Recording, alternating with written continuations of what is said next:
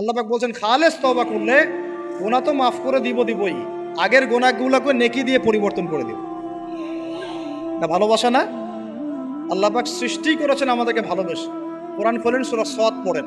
সূরা সদের মধ্যে দেখবেন আল্লাহ বলছেন খালাকতু বিয়াদি মা মানাআকা আল্লা তাসজুদা খালাকতু বিয়াদাই, মানে তুমি ইবলিস কেন তাকে সিজদা করলে না যাকে আমি নিজ হাতে সৃষ্টি করেছি। এটা মহব্বতের বহিঃপ্রকাশ না?